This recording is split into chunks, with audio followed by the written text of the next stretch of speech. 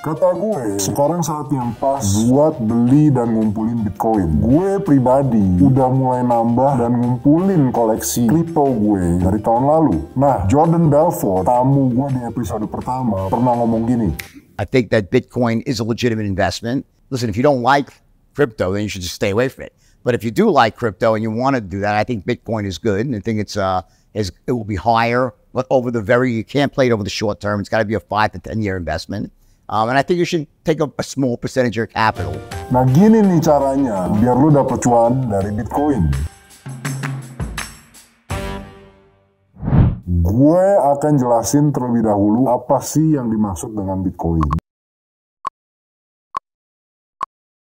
Bitcoin sendiri diciptakan oleh Satoshi Nakamoto pada tahun 2008-2009. Siapa sih dia? Ini dia ajaibnya. Sampai hari ini, doi masih belum diketahui identitas aslinya. Bitcoin sebagai sistem mata uang digital yang memfasilitasi transaksi peer-to-peer yang tidak membutuhkan pihak ketiga. Nah, yang seperti kita tahu, Bitcoin menggunakan blockchain dan mekanisme konsensus proof of work untuk menciptakan jaringan yang terdesentralisasi. Nah, gimana nih maksudnya? Jujur aja, ini teknis abis dan gue nggak mau bahas terlalu dalam dan teknis di sini. Tapi gue coba jelasin pakai bahasa gaul ya cuy. Proof of work itu kayak game teka-teki matematika buat ngejaga blockchain. Para penambang kompetisi nyelesain teka-teki yang susah banget. Mereka mesti ngabisin tenaga dan waktu buat nyari jawaban yang benar. Kalau berhasil, mereka bisa ngecek transaksi dan nambahin blok baru ke dalam rantai blok atau blockchain. Intinya, proof of work ini bikin jaringan blockchain jadi sulit banget buat diretas atau dihack. Buktinya, dari tahun 2009 sampai hari ini, nggak ada satu orang pun yang berhasil ngehack Bitcoin. Kalau dia berhasil ngehack Bitcoin, dia akan jadi orang paling kaya di dunia saat ini, ngalahin Jeff Bezos, Warren Buffett, dan teman-temannya. Terus pertanyaan selanjutnya, apakah ada hal yang menarik dari Bitcoin di tahun 2024? Ada cuy, di tahun 2024 nanti bakalan rame banget. Bukan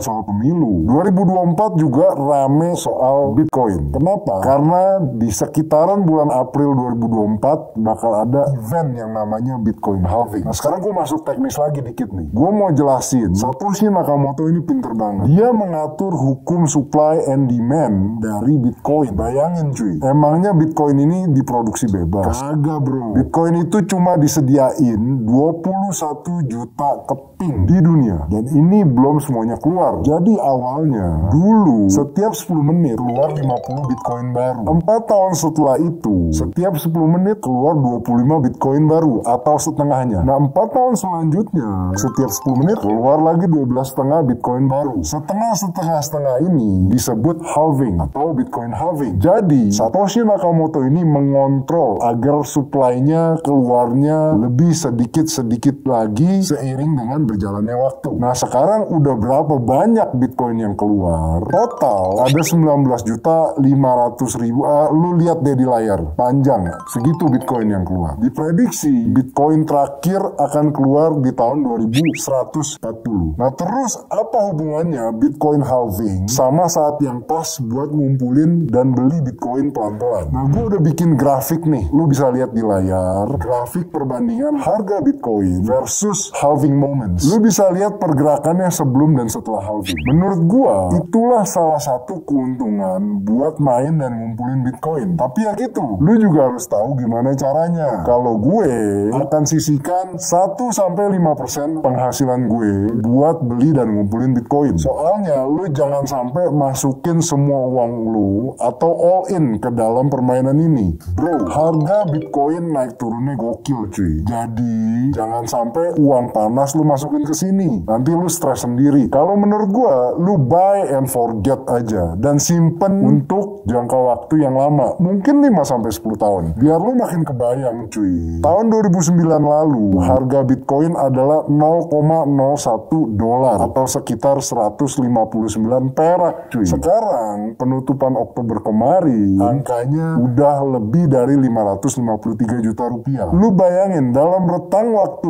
14 tahun kenaikannya sebegitu banyak. banyak. Gua pribadi percaya Bitcoin akan naik terus. Nah, untuk ngebuka sedikit pengalaman pribadi gua supaya juga lu semakin kebayang, gua mulai beli dan ngumpulin Bitcoin dan beberapa mata uang kripto lainnya dari tahun 2019. Nah, sekarang kenaikannya udah nyampe 6 kali lipat, cuy. Gua paham di tengah-tengah mereka harganya naik turun, tapi kan gua kasih tahu lagi yang tadi, lu buy and forget, dan ini untuk jangka panjang, cuy. Jadi jangan terlalu khawatir.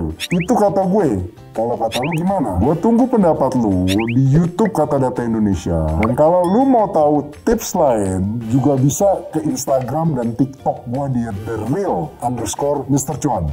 Gue Mr. Cuan. Ciao.